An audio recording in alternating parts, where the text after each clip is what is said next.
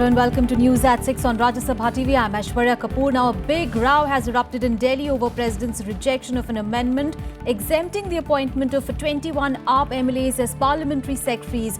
All the latest on this big story. Also, major breakthrough on GST. Finance Minister Arun Jaitley says virtually all states support the bill. Only Tamil Nadu has some reservation. We'll get you all the details on that and much more in this news bulletin in the next half an hour. First up, the headlines. A day after President Pranab Mukherjee refuses approval for bill to protect 21 AAP MLAs from Office of Profit Provisions, Delhi Chief Minister accuses Prime Minister Narendra Modi of political vendetta.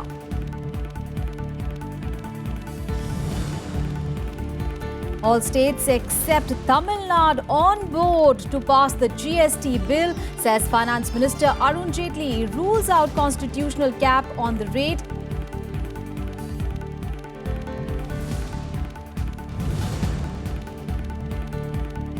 Wholesale price inflation rises 0.79% in May, up from 0.34% in April.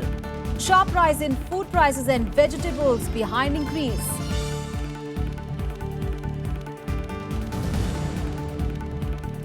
And a French policeman and his partner killed by a man swearing allegiance to Islamic State. French President François Hollande says his country is facing a very large terror threat.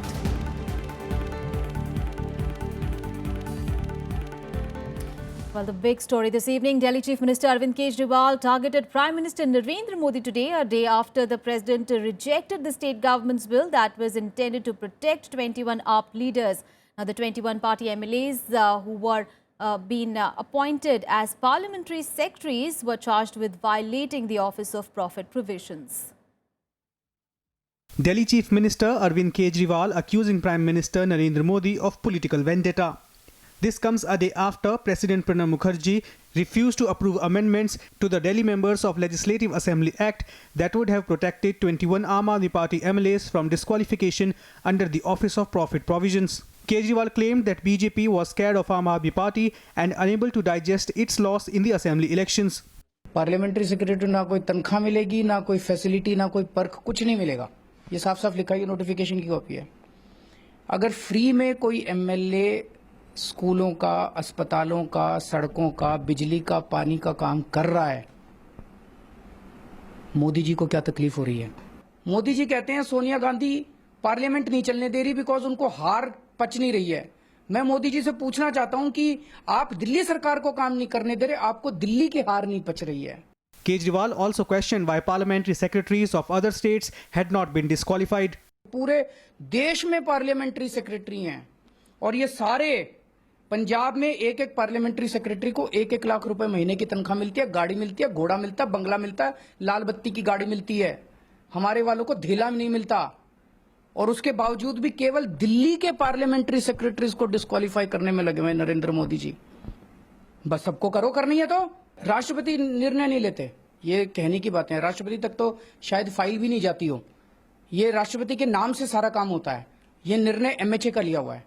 The BJP retaliated quickly, telling Kejriwal not to question the credibility of President's office. You have certain political ambitions. Well, in a democratic country, you have every right to nurture your political ambition. No issues at all. But for God's sake, don't demean the credibility of the President of India, because at the end of the day, it demeans the credibility of democracy of this country. Don't demean the Election Commission. The issue gave much-needed ammunition to the Congress that is seeking its political revival in Delhi. नैतिक आधार के ऊपर तो 21 के 21 विधायकों को इस्तीफा दे देना चाहिए और दोबारा से चुनाव के लिए इन विधायकों को जाना चाहिए. 21 पार्लियामेंट्री सेक्रेटरीज पूरे देश भर में 1/3 एमएलए को पार्लियामेंट्री सेक्रेटरी बना करके मंत्री तुल्य सुविधाएं दी जाएं.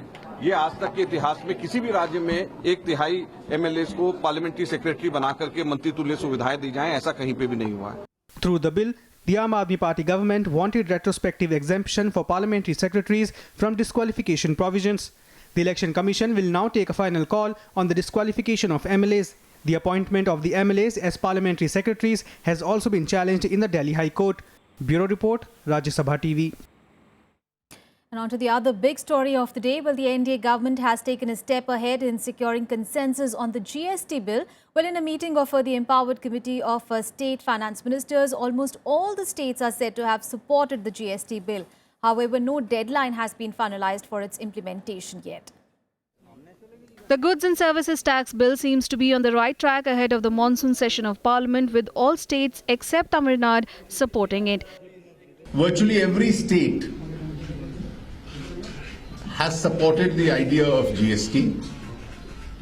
There's one state which has said that even though they have reservations on the GST, but they have how to make it implementable from their point of view, that is the state of Tamil Nadu, they have offered a few suggestions. The finance ministers of all states met in Kolkata on Tuesday. The meeting of the Empowered Committee of State Finance Ministers was aimed at bringing consensus on GST. 22 states were represented at the meeting by their finance ministers. West Bengal Finance Minister Amit Mitra chaired the closed-door meeting. The timetable really is that we will try our best to see that the constitutional amendments are approved in the monsoon session, and therefore by the end of the year we must have the CGST and the SGST legislations in place. Thereafter, the IGST legislation would require to be passed by the centre also. However, no deadline has been set for the implementation of GST, which aims to subsume a string of state and central level levies. The government had earlier targeted to roll out the nationwide single tax regime from April 1, 2016, but the constitutional amendment bill on GST is stuck in Rajya Sabha due to opposition by the Congress party. Bureau Report, Rajya Sabha TV.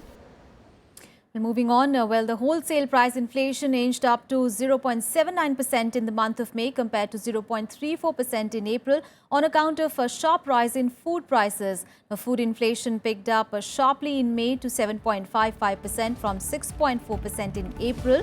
Also, inflation in vegetables came in at 12.9%, a sharp rise from 2.21% a month earlier. The pulses inflation remained at 35.56%, while the price of egg, meat and fish rose by 9.75%. The price rise in the case of fruits was 3.8%. Now, the spike in WPI food inflation follows the trend of retail inflation that surged to 5.76% in May.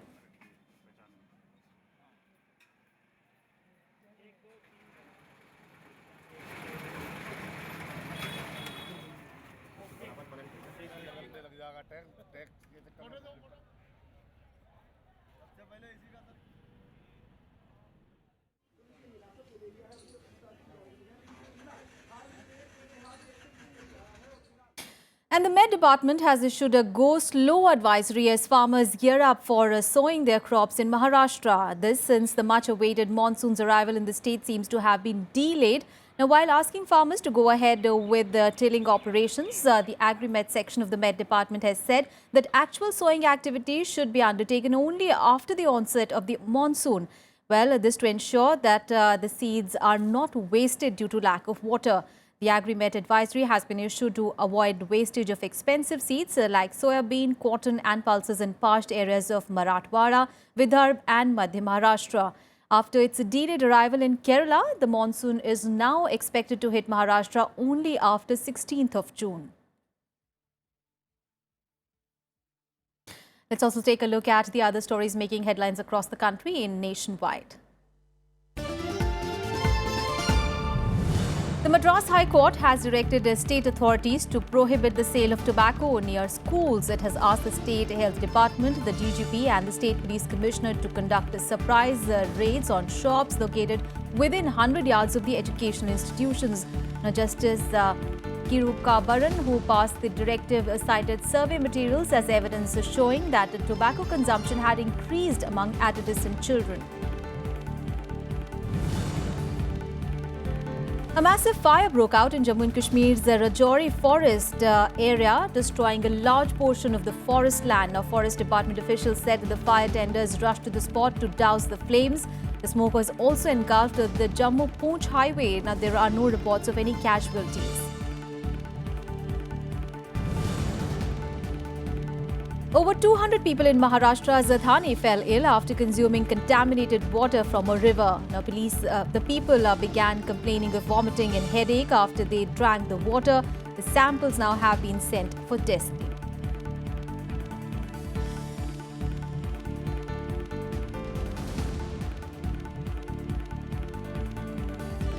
In News at 6, we'll take a very short break. We'll be back with more news. Don't go anywhere.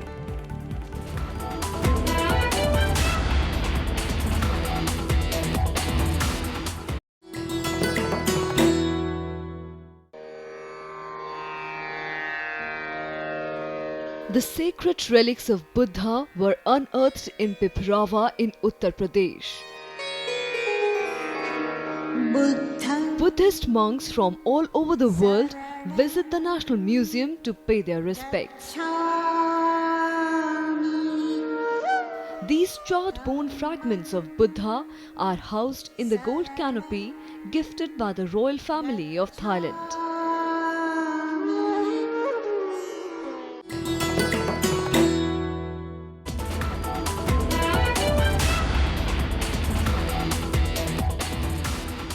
Welcome back. You're watching News at 6. Now, President Pranab Mukherjee has departed Ghana and will reach Ivory Coast for the second leg of his three-nation tour, seen as Outreach for Africa. Now, President Mukherjee is on a three-nation tour to Ghana, Ivory Coast and Namibia. He will be received by President Alassane Ouattara at the airport. The two leaders are slated to sign a number of agreements. Mukherjee will also be awarded with the National Order of the Republic of Ivory Coast, which is the highest civilian award of the West African country.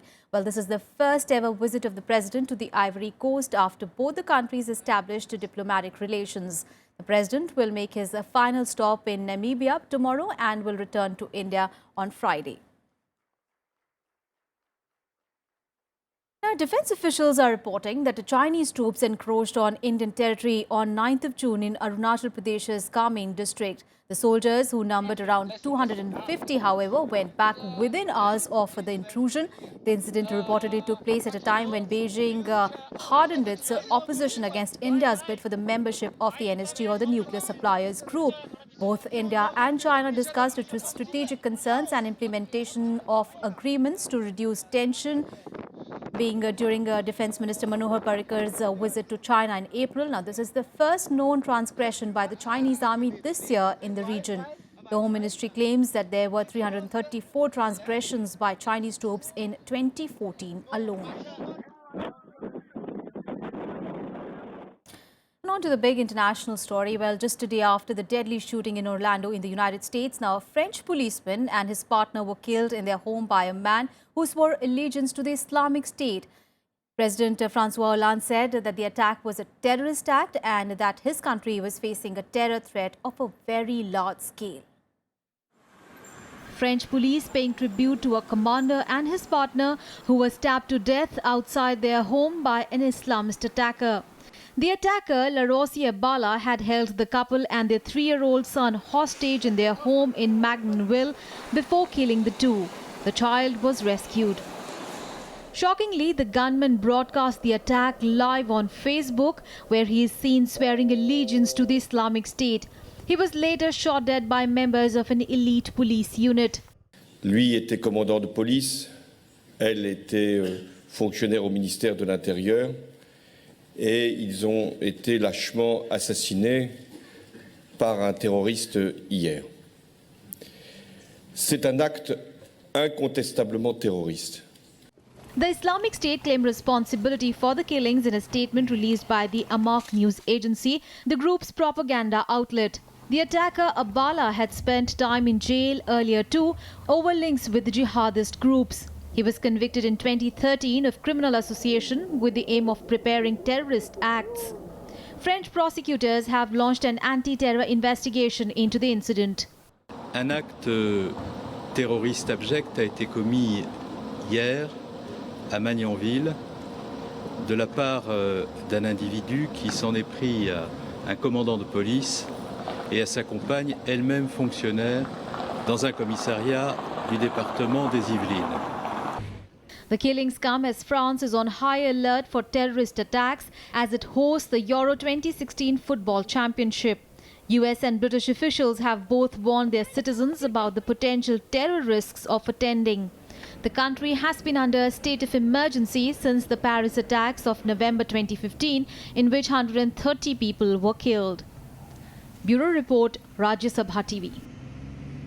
Meanwhile, an update on the mass shooting in Orlando, and the United States government has said that they found no direct links between the militants of the so-called Islamic State terror group and the gunman who killed 50 people at a gay nightclub in Orlando. The authorities described him as a homegrown extremist who was strongly radicalized by the Islamist group using the internet. These are the faces of just some of the victims of Sunday's attack, many of them young Latinos, who traveled from all over Florida for a night out with friends. But even as distraught families wait for news, stories of what some of them been through are emerging. We got to the bar, closed out tabs, get some water, joke around with our bartender friend.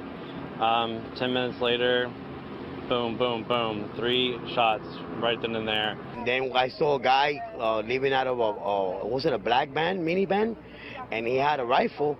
He had a strap, and he shot the valet parking. Then I tried to approach him, but then he started shooting at us, and then the police came, and it was a continuous shooting between them.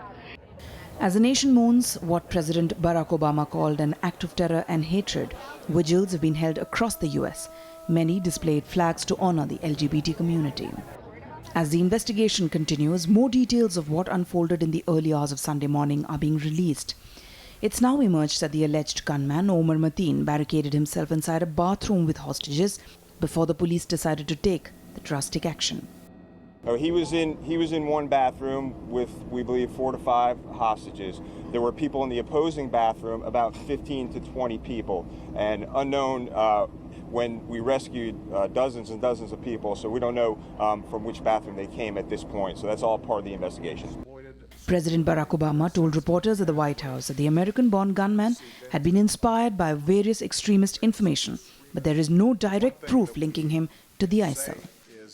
It does appear that at the last minute he announced allegiance to ISIL, but there is no evidence so far that he was in fact directed by ISIL, and there also at this stage is no direct evidence that he was part of a larger plot. In that sense, it appears to be similar to what we saw in San Bernardino, but we don't yet know.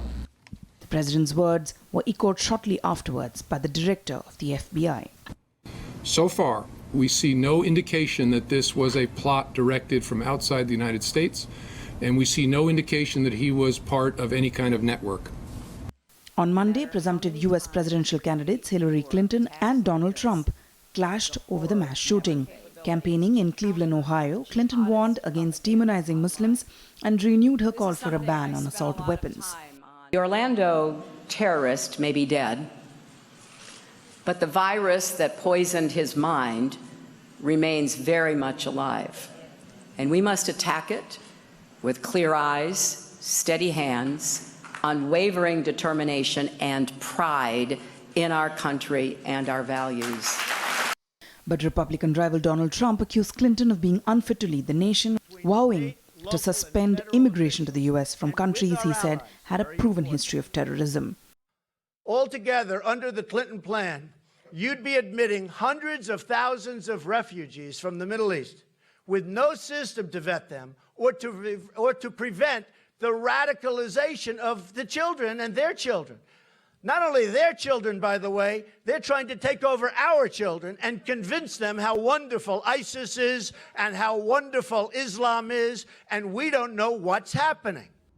A state of emergency continues in Florida with the FBI investigation still going on.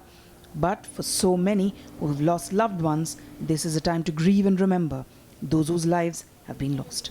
Bureau Report, Rajya Sabha TV.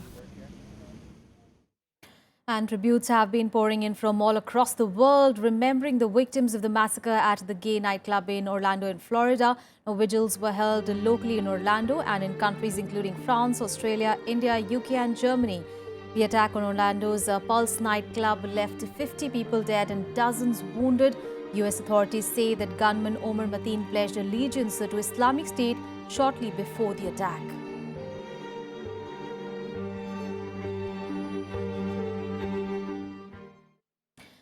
And news reports are claiming that Islamic State leader Abu Bakr al-Baghdadi has been killed in US-led airstrikes in Syria. Last week, Iraqi TV channels claimed that Baghdadi was hurt by a bomb release from a collision aircraft. The US and Iraq, however, have not confirmed the reports of his death.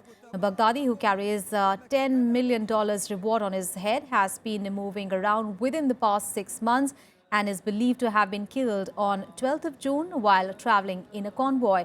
There have been several unconfirmed reports in the past of the possible death of Baghdadi ever since he proclaimed himself the caliph of the terror group. More international news, here is the Global Buzz. The Philippines have confirmed the execution of a Canadian man who had been held hostage by the Al-Qaeda-linked Abu Sayyaf Islamist militant group. The man was held captive on a remote southern island with 3 other people since last year. Now, this is the second execution of a Canadian hostage by Abu Sayyaf in the past few months. China and the United Kingdom have agreed to strengthen cooperation in security, law enforcement and justice issues at their first high-level security dialogue held in Beijing. The two sides exchanged views on the fight against terrorism, cybercrime, organized crime, illegal migration and other security issues. They also expressed a belief that the dialogue is of great significance in bilateral cooperation on security issues. China has warned the United States to stick to its promises not to support any separatist activities. This ahead of a US visit by Taiwan's new president and a possible meeting between the Dalai Lama and the United States President Barack Obama. The self-ruled democratic island of Taiwan and Tibet were two of China's most sensitive political and diplomatic issues.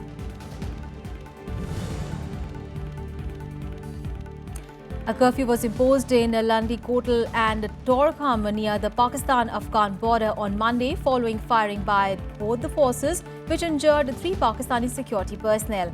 Shops were closed and residents were asked to move to safer places. Both the countries blamed each other for starting the fight, which broke out at around 9 p.m. local time on Sunday and continued into the night.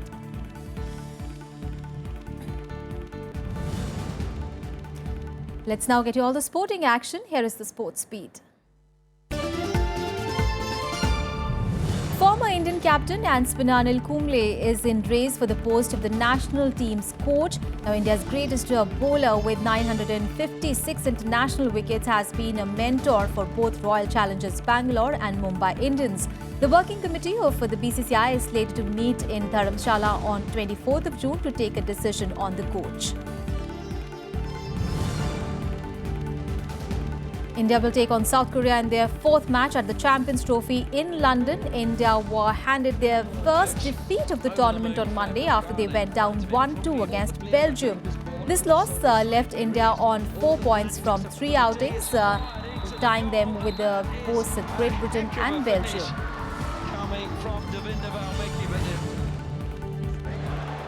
Italy began their Euro 2016 campaign with a 2-0 victory over Belgium. Emmanuel Giaccherini opened the scoring for the Azuris in the first half. Belgium had several chances in the second, but they failed to capitalize on them as Pele sealed it to within injury time with an emphatic volley. Meanwhile, groups of Russian fans were deported from France after repeated scenes of violence at Euro 2016 matches. French police blamed 150 well-trained Russian hooligans who evaded arrest for clashes in Marseille in the run-up to Saturday's 1-1 draw between England and Russia. 6 English fans were jailed on Monday for their roles in the disorder. In Copa America, Uruguay scored a consolation 3-0 victory over Jordan as they closed off their disappointing campaign. The win also ended a 5-game winless streak for Uruguay, which stretched back to last year's edition. Meanwhile, Mexico finished on top of their group after a 1-1 draw with Venezuela and could avoid Argentina in the knockout round. That's all in this edition of news, but news and updates continue on our channel. Keep watching Rajya Sabha.